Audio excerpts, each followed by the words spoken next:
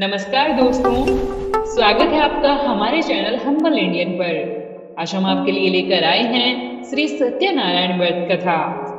तो चलिए शुरू करते हैं प्रथम अध्याय। सत्यनारायण व्रत कथा का पूरा संदर्भ यह है कि पुरा काल में शौनक आदि ऋषि नैमिषारण्य स्थित महर्षि सूत के आश्रम पर पहुंचे।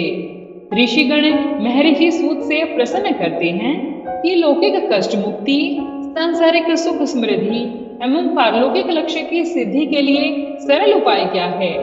महर्षि सूत शौनक आदि ऋषियों को बताते हैं कि ऐसा ही प्रश्न नारद जी ने भगवान विष्णु से किया था। भगवान विष्णु ने नारद जी को बताया कि लौकिक कलेश मुक्ति, सांसारिक सुख समृद्धि एवं पारलौकिक लक्ष्य सिद्धि के लिए एक ही राजमार्ग है, वह है सत्यनारायण व्रत। सत्यनारायण का अर्थ है सत्य आचरण, सत्याग्रह, सत्यनिष्ठा।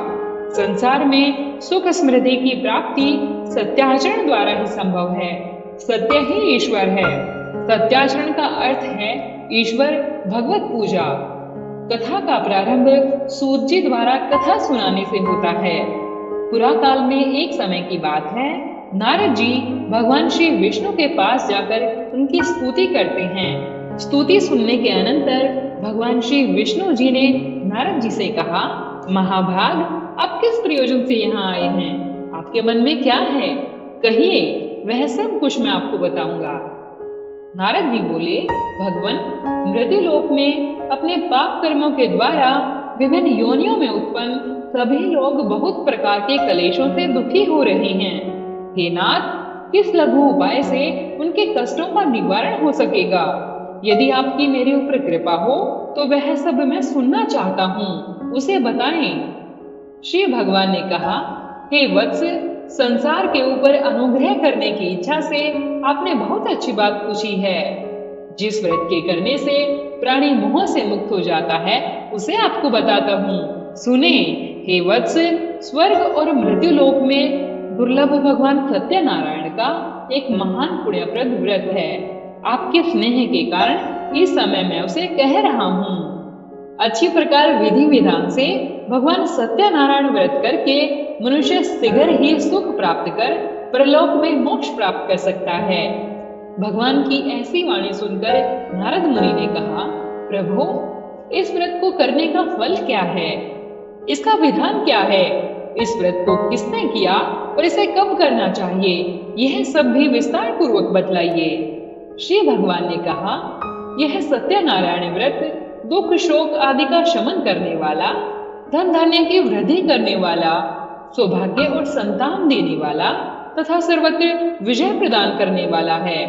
जिस किसी भी दिन भक्ति और श्रद्धा से समन्वित होकर मनुष्य ब्राह्मणों और बंधु बांधवों के साथ धर्म में तत्पर होकर सायंकाल भगवान सत्यनारायण की पूजा करे। नैवेद्य के रूप में उत्तम कोटि के भोजनीय पदार्थ को सवाया मात्रा में भक्ति पूर्वक अर्पित करना चाहिए। केले के फल, घी, दूध, गेहूं का चूर्ण अथवा गेहूं के चूर्ण के अभाव में साठी चावल का चूर्ण, शक्कर या गुड़, यह सब भक्ष्य सामग्री सवाया मात्रा में एकत्र कर निवेदित करनी चाहिए। बंधु बांधवों के साथ श्री सत्यनारायण भगवान की कथा सुनकर ब्राह्मणों को दक्षिणा देनी चाहिए। तदंतर बंधु बांधवों के साथ ब्राह्मणों को भोजन कराना चाहिए। भक्ति पूर्वक प्रसाद ग्रहण करके नृत्य गीत आदि का आयोजन करना चाहिए। तदंतर भगवान सत्यनारायण का स्मरण करते हुए अपने घर जाना चाहिए। ऐसा करने से मनुष्यों की अभिलाषा अवश्य पूर्ण होती है। विशेष रूप से कलयुग में पृथ्वी लोक में यह सबसे छोटा सा उपाय है। दूसरा अध्याय। श्री सूत जी बोले, हे द्विजों, अब मैं पुनः पूर्व काल में जिसने सत्यनारायण व्रत को किया था उसे भली भांति विस्तार पूर्वक कहूंगा। रमणीय काशी नामक नगर में कोई अत्यंत निर्धन ब्राह्मण रहता था। भूख और प्यास से व्याकुल होकर वह प्रतिदिन पृथ्वी पर भटकता रहता था। ब्राह्मण प्रिय भगवान ने उस दुखी ब्राह्मण को देखकर वृद्ध ब्राह्मण का रूप धारण करके उस द्विज से आदर पूर्वक पूछा, हे विप्र, प्रतिदिन अत्यंत दुखी होकर तुम किस लिए पृथ्वी पर भ्रमण करते रहते हो? हे द्विज श्रेष्ठ, यह सब बतलाओ, मैं सुनना चाहता हूँ। ब्राह्मण बोला, प्रभु, मैं अत्यंत दरिद्र ब्राह्मण हूँ। और भिक्षा के लिए ही पृथ्वी पर घूमा करता हूँ। यदि मेरी इस दरिद्रता को दूर करने का आप कोई उपाय जानते हो तो कृपा पूर्वक बतलाइए। वृद्ध ब्राह्मण बोला, हे ब्राह्मण देव, सत्यनारायण भगवान विष्णु अभीष्ट फल को देने वाले हैं। हे विप्र, तुम उनका उत्तम व्रत करो, जिसे करने से मनुष्य सभी दुखों से मुक्त हो जाता है। व्रत के विधान को भी ब्राह्मण से यत्न पूर्वक कहकर वृद्ध ब्राह्मण रूपधारी भगवान विष्णु वहीं पर अंतर्ध्यान हो गए। वृद्ध ब्राह्मण ने जैसा कहा है उस व्रत को अच्छी प्रकार से वैसे ही करूंगा, यह सोचते हुए उस ब्राह्मण को रात में नींद नहीं आई।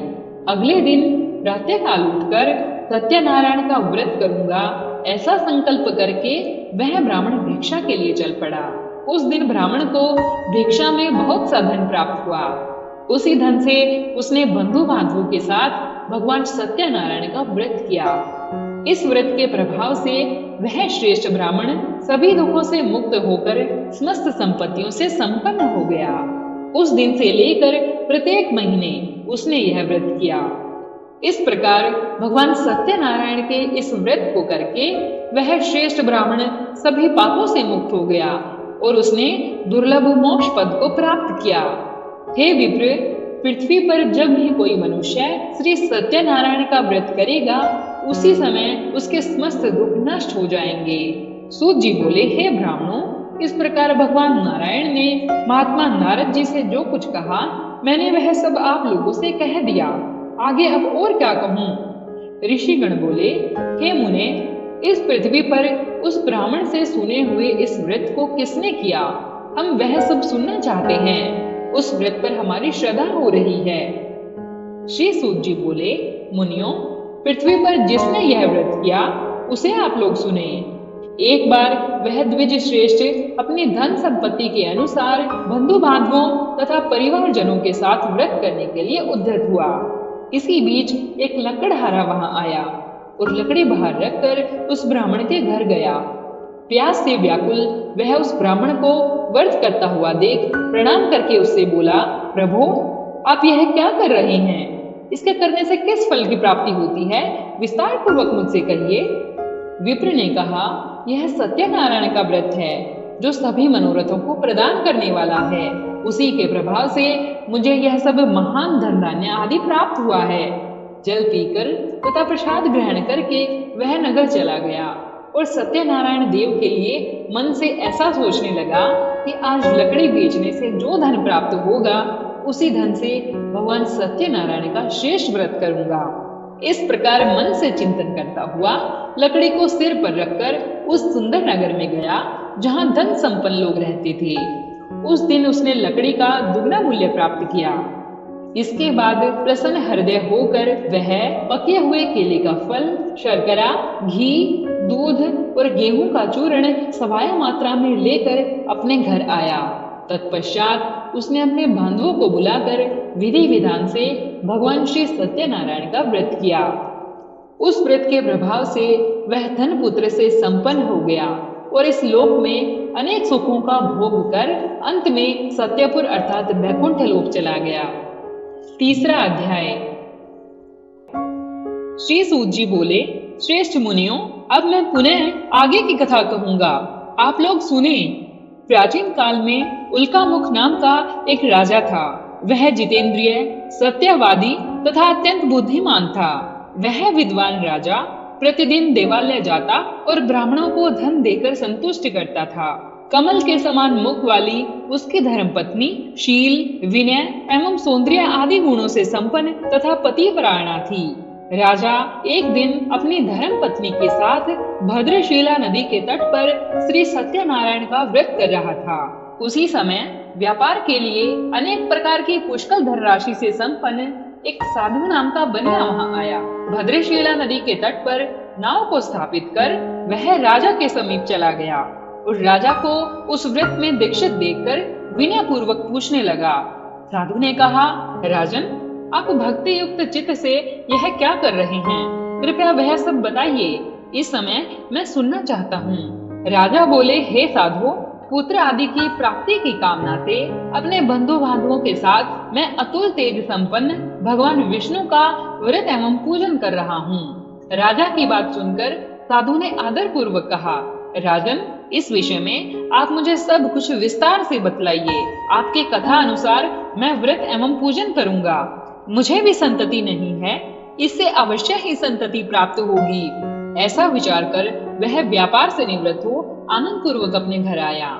उसने अपनी भार्या से संतति प्रदान करने वाले इस सत्यव्रत को विस्तार पूर्वक बताया तथा उसने अपनी भार्या लीलावती से कहा, जब मुझे संतति प्राप्त होगी तब मैं इस व्रत को करूंगा। एक दिन उसकी लीलावती नाम की सती साध्वी भार्या पति के साथ आनंद चित्त से ऋतुकालीन धर्माचरण में प्रवृत्त हुई और भगवान श्री सत्यनारायण की कृपा से उसकी वह भार्या गर्भिणी हुई। 10वें महीने में उससे कन्या रतन की उत्पत्ति हुई। वह शुक्ल पक्ष के चंद्रमा की भांति दिन प्रतिदिन बढ़ने लगी। उस कन्या का नाम कलावती रखा गया। इसके बाद एक दिन लीलावती ने अपने स्वामी से मधुर वाणी में कहा, आप पूर्व में संकल्पित श्री सत्यनारायण के व्रत को क्यों नहीं कर रहे हैं? साधु बोला, प्रिय, इसके विवाह के समय व्रत करूंगा। इस प्रकार अपनी पत्नी को भली भांति आश्वस्त कर वह व्यापार करने के लिए नगर की ओर चला गया। इधर कन्या कलावती पिता के घर में बढ़ने लगी। तदंतर धर्मज्ञ साधु ने नगर में सखियों के साथ क्रीड़ा करती हुई अपनी कन्या को विवाह योग्य देखकर आपस में मंत्रणा करके कन्या विवाह के लिए श्रेष्ठ वर का अन्वेषण करो, ऐसा दूत से कहकर शीघ्र ही उसे भेज दिया। उसकी आज्ञा प्राप्त करके दूत कांचन नामक नगर में गया और वहां से एक वणिक का पुत्र लेकर आया। उस साधु ने उस वणिक के पुत्र को सुंदर और गुणों से संपन्न देखकर अपनी जाति के लोगों तथा बंधु बांधवों के साथ संतुष्ट चित्त हो विधि विधान से वणिक पुत्र के हाथ में कन्या का दान कर दिया। उस समय वह साधु कन्या दुर्भाग्यवश भगवान का वह उत्तम व्रत भूल गया। पूर्व संकल्प के अनुसार विवाह के समय में व्रत न करने के कारण भगवान उस पर रुष्ट हो गए। कुछ समय के पश्चात अपने व्यापार कर्म में कुशल वह साधु कन्या काल की प्रेरणा से अपने दामाद के साथ व्यापार करने के लिए समुद्र के समीप स्थित रतनसारपुर नामक सुंदर नगर में गया और अपने श्री संपन्न दामाद के साथ वहां व्यापार करने लगा। उसके बाद वे दोनों राजा चंद्रकेतु के रमणीय नगर में गए। उसी समय भगवान श्री सत्यनारायण ने उसे भ्रष्ट प्रतिज्ञा देखकर इसे दारुण कठिन और महान दुख प्राप्त होगा यह शाप दे दिया। एक दिन एक चोर राजा चंद्रकेतु के धन को चुराकर वहीं आया जहां दोनों वणिक स्थित थे। वह चोर अपने पीछे दौड़ते हुए दूतों को देखकर भयभीत चित्त से धन वहीं छोड़कर शीघ्र ही छिप गया। इसके बाद राजा के दूत वहां आ गए जहां वह साधु वणिक था। वहां राजा के धन को देखकर वे दूत उन दोनों वणिक पुत्रों को बांधकर ले आए और हर्ष पूर्वक दौड़ते हुए राजा से बोले, प्रभु, हम 2 चोर पकड़ लाए हैं, इन्हें देखकर आप आज्ञा दें। राजा की आज्ञा से दोनों शीघ्र ही दृढ़ता पूर्वक बांधकर बिना विचार किए महान कारागार में डाल दिए गए। भगवान सत्यदेव की माया से किसी ने उन दोनों की बात नहीं सुनी और राजा चंद्रकेतु ने उन दोनों का धन भी ले लिया। भगवान के शाप से वणिक के घर में उसकी भार्या भी अत्यंत दुखित हो गई और उनके घर में सारा का सारा जो धन था वह चोर ने चुरा लिया। लीलावती शारीरिक और मानसिक पीड़ाओं से युक्त भूख और प्यास से दुखी हो अन्न की चिंता से दर दर भटकने लगी। कलावती कन्या भी भोजन के लिए इधर उधर प्रतिदिन घूमने लगी। एक दिन भूख से पीड़ित कलावती एक ब्राह्मण के घर गई। वहां जाकर उसने श्री सत्यनारायण के व्रत पूजन को देखा। वहां बैठकर उसने कथा सुनी और वरदान मांगा। उसके बाद प्रसाद ग्रहण करके वह कुछ रात होने पर घर गई। माता ने कलावती कन्या से प्रेम पूर्वक पूछा, पुत्री, रात में तू कहाँ रुक गई थी? तुम्हारे मन में क्या है? कलावती कन्या ने तुरंत माता से कहा, माँ, मैंने एक ब्राह्मण के घर में मनोरथ प्रदान करने वाला व्रत देखा है। कन्या की उस बात को सुनकर वह वणिक की भार्या व्रत करने को उद्यत हुई और प्रसन्न मन से उस साध्वी ने बंधु बांधवों के साथ भगवान श्री सत्यनारायण का व्रत किया तथा इस प्रकार प्रार्थना की, भगवान, आप हमारे पति एवं जामाता के अपराध को क्षमा करें। वे दोनों अपने घर शीघ्र आ जाएं। इस व्रत से भगवान सत्यनारायण पुनः संतुष्ट हो गए तथा उन्होंने नृप श्रेष्ठ चंद्रकेतु को स्वप्न दिखाया और स्वप्न में कहा, नृप श्रेष्ठ, प्रातःकाल दोनों वणिकों को छोड़ दो। वह सारा धन भी दे दो जो तुमने उनसे इस समय ले लिया है, अन्यथा राज्य, धन एवं पुत्र सहित तुम्हारा सर्वनाश कर दूंगा। राजा से स्वप्न में ऐसा कहकर भगवान सत्यनारायण अंतर्ध्यान हो गए। इसके बाद प्रातःकाल राजा ने अपने सभासदों के साथ सभा में बैठकर अपना स्वप्न लोगों को बताया और कहा, दोनों बंदी वणिक पुत्रों को शीघ्र ही मुक्त कर दो।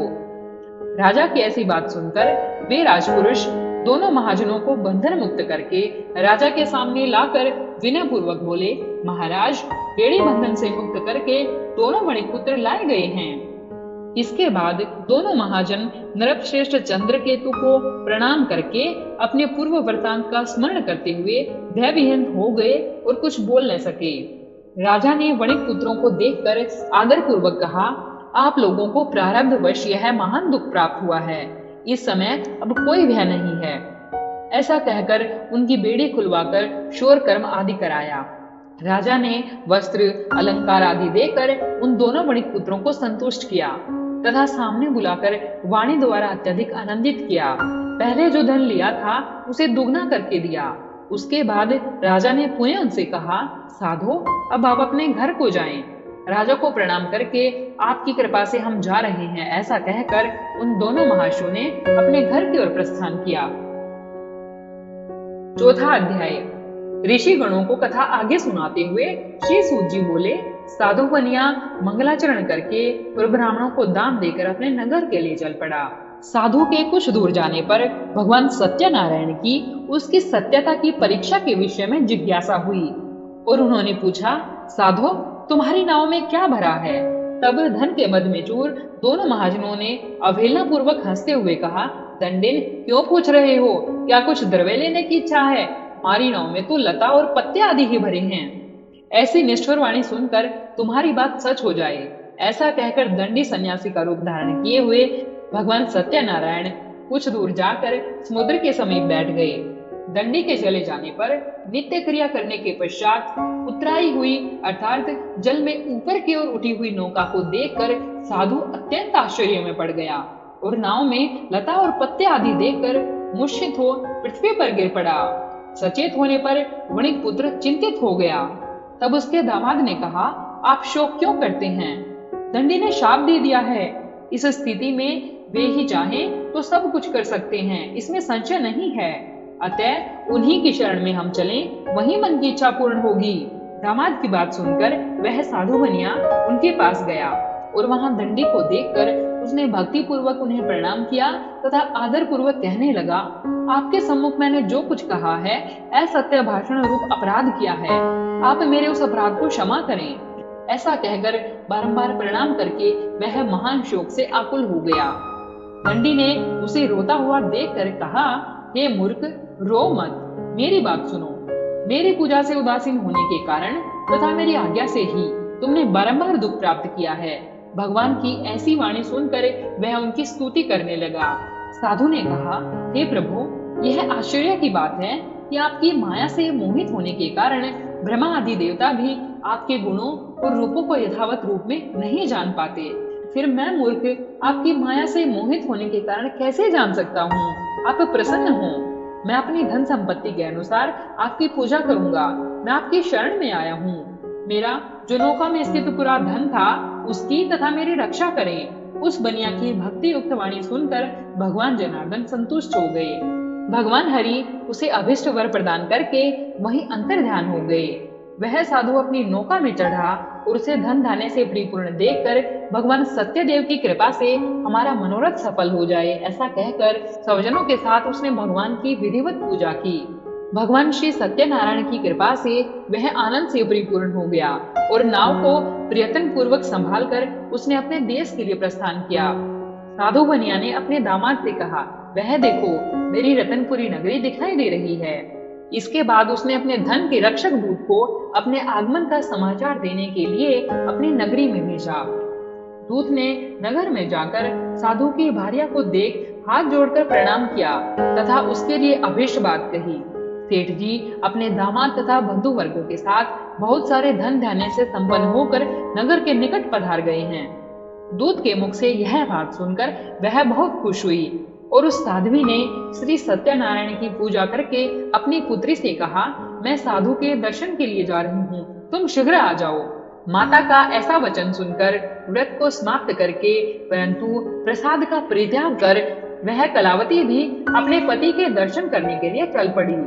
इससे भगवान सत्यनारायण रुष्ट हो गए और उन्होंने उसके पति तथा नौका को धन के साथ ही हरण करके जल में डुबो दिया। इसके बाद कलावती कन्या अपने पति को न देख महान शोक से रुदन करती हुई पृथ्वी पर गिर पड़ी। नाव का अदर्शन तथा कन्या को अत्यंत दुखी देख भयभीत मन से साधु बनिया ने सोचा, यह क्या आश्चर्य हो गया। नाव का संचालन करने वाले भी सभी चिंतित हो गए। तदंतर वह लीलावती भी कन्या को देखकर विह्वल हो गई और अत्यंत दुख से विलाप करती हुई अपने पति से इस प्रकार बोली, अभी अभी नौका के साथ वह कैसे अलक्षित हो गया। न जाने किस देवता की उपेक्षा से वह नौका हरण कर ली गई, अथवा श्री सत्यनारायण का महात्म्य कौन जान सकता है। ऐसा कहकर वह सवजनों के साथ विलाप करने लगी और कलावती कन्या को गोद में लेकर रोने लगी। कलावती कन्या भी अपने पति के नष्ट हो जाने पर दुखी हो गई और पति की पादुका लेकर उनका अनुगमन करने के लिए उसने मन में निश्चय किया। कन्या के इस प्रकार के आचरण को देख भार्या सहित वह धर्मज्ञ साधु बनिया अत्यंत शोक संतप्त हो गया और सोचने लगा, या तो भगवान सत्यनारायण ने यह अपहरण किया है अथवा हम सभी भगवान सत्यदेव की माया से मोहित हो गए हैं। अपनी धन शक्ति के अनुसार मैं भगवान श्री सत्यनारायण की पूजा करूंगा।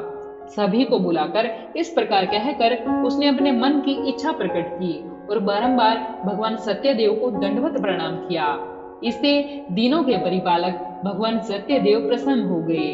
भक्त वत्सल भगवान ने कृपा पूर्वक कहा, तुम्हारी कन्या प्रसाद छोड़कर अपने पति को देखने चली आई है। निश्चय ही इसी कारण उसका पति अदृश्य हो गया है। यदि घर जाकर प्रसाद ग्रहण करके वह पुनः आए तो हे साधु बनिया, तुम्हारी पुत्री पति को अवश्य प्राप्त करेगी, इसमें संशय नहीं है। कन्या कलावती भी आकाश मंडल से ऐसी वाणी सुनकर शीघ्र ही घर गई और उसने प्रसाद ग्रहण किया। पुनः आकर सवजनों तथा अपने पति को देखा। तब कलावती कन्या ने अपने पिता से कहा, अब तो घर चलें, विलंब क्यों कर रहे हैं। कन्या की वह बात सुनकर वणिक पुत्र संतुष्ट हो गया और विधि विधान से भगवान सत्यनारायण का पूजन करके धन तथा बंधु बांधव के साथ अपने घर गया। तदंतर पूर्णिमा तथा संक्रांति पर्वों पर भगवान सत्यनारायण का पूजन करते हुए इस लोक में सुख भोग कर अंत में वह सत्यपुर बैकुंठ लोक में चला गया। 5वां अध्याय। श्री सूत जी बोले, श्रेष्ठ मुनियों, अब इसके बाद मैं दूसरी कथा कहूंगा, आप लोग उसे भी सुने। अपनी प्रजा का पालन करने में तत्पर तुंगध्वज नामक एक राजा था। उसने सत्यदेव के प्रसाद का परित्याग करके दुख प्राप्त किया। एक बार वह वन में जाकर और वहां बहुत से पशुओं को मारकर वट वृक्ष के नीचे आया। वहां उसने देखा कि गोपगण बंधु बांधवों के साथ संतुष्ट होकर भक्ति पूर्वक भगवान सत्यदेव की पूजा कर रहे हैं। राजा यह सब देखकर भी अहंकार वश न तो वहां गया और न ही उसने भगवान सत्यनारायण को प्रणाम ही किया। पूजन के बाद सभी गोपगण भगवान का प्रसाद राजा के समीप रखकर वहां से लौट आए और इच्छा अनुसार उन सभी ने भगवान का प्रसाद ग्रहण किया। इधर राजा को प्रसाद का परित्याग करने से बहुत दुख हुआ। उसका संपूर्ण धन धान्य एवं सभी 100 पुत्र नष्ट हो गए। राजा ने मन में यह निश्चय किया कि अवश्य ही भगवान सत्यनारायण ने हमारा नाश कर दिया है, इसीलिए मुझे वहां जाना चाहिए जहां श्री सत्यनारायण का पूजन हो रहा था। ऐसा मन में निश्चय करके वह राजा गोपगणों के समीप गया और उसने गोपगणों के साथ भक्ति श्रद्धा से युक्त होकर विधि पूर्वक भगवान सत्यदेव की पूजा की। भगवान सत्यदेव की कृपा से वह पुनः धन और पुत्रों से संपन्न हो गया तथा इस लोक में सभी सुखों का उपभोग कर अंत में सत्यपुर बैकुंठ लोक को प्राप्त हुआ। अंत में श्री सूत जी कहते हैं, जो व्यक्ति इस परम दुर्लभ श्री सत्यनारायण के व्रत को करता है और पुण्यमयी तथा फल प्रदायिनी भगवान की इस कथा को भक्ति युक्त होकर सुनता है, उसे भगवान सत्यनारायण की कृपा से धन धान्य आदि की प्राप्ति होती है। दरिद्र धनवान हो जाता है, बंधन में पड़ा हुआ बंधन से मुक्त हो जाता है, डरा हुआ व्यक्ति भय से मुक्त हो जाता है। यह सत्य बात है, इसमें संशय नहीं है। इस श्लोक में वह अपने सभी अच्छे कर्मों के फलों का भोग प्राप्त करके अंत में सत्यपुर वैकुंठ लोक को जाता है।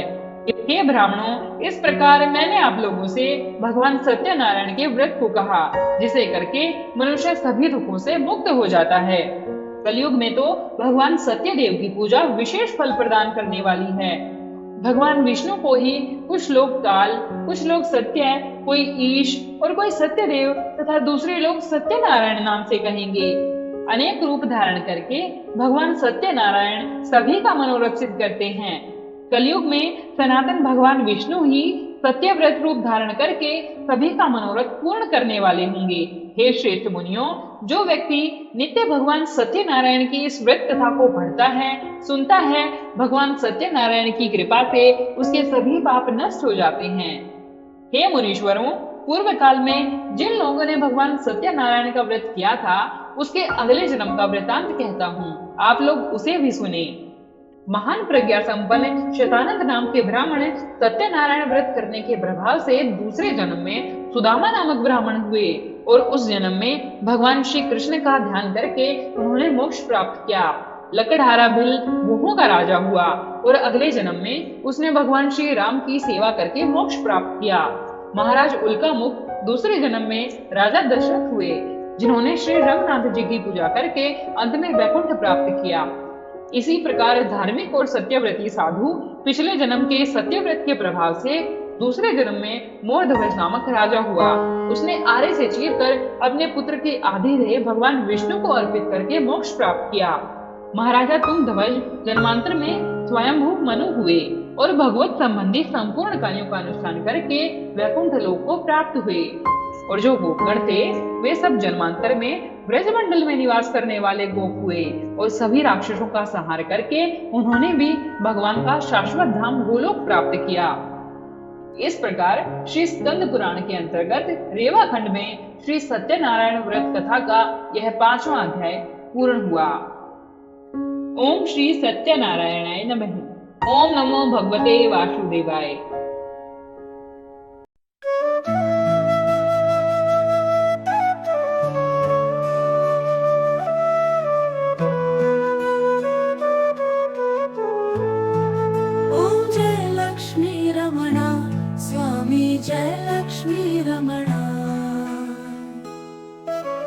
रत्न जडित सिंहासन अद्भुत छवि राजे, ओम जय लक्ष्मी रमणा। नारद करत निराजन घंटा ध्वनि बाजै, घंटा ध्वनि बाजै। दुर्ग भये कलि कारण द्विज को दर्श दियो, ओम जय लक्ष्मी रमणा।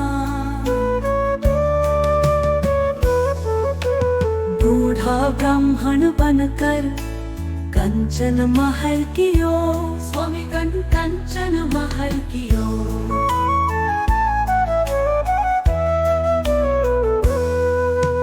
दुर्बल भील कठारो जिन पर कृपा करी, ओम जय लक्ष्मी रमणा।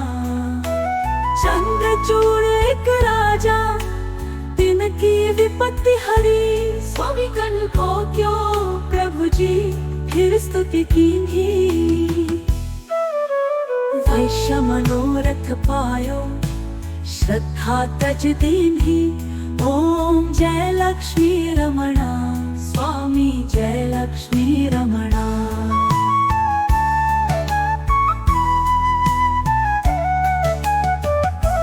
सो फल भोग्यो प्रभु जी फिर स्तुति कीन्ही।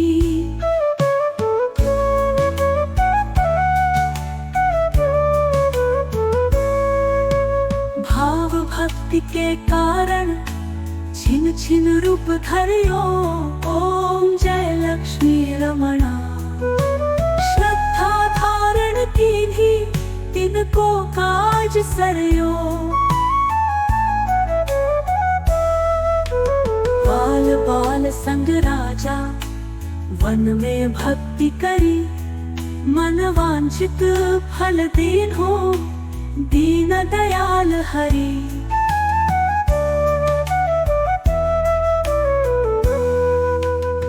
चढ़त प्रसाद सवायो, कदली फल मेवा, धूप दीप तुलसी से राजी सत्य देवा।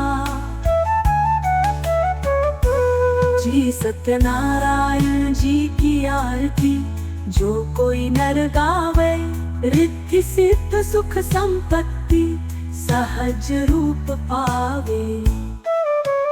जय लक्ष्मी रमणा स्वामी, जय लक्ष्मी रमणा सत्यनारायण स्वामी, जनपातक हरणा।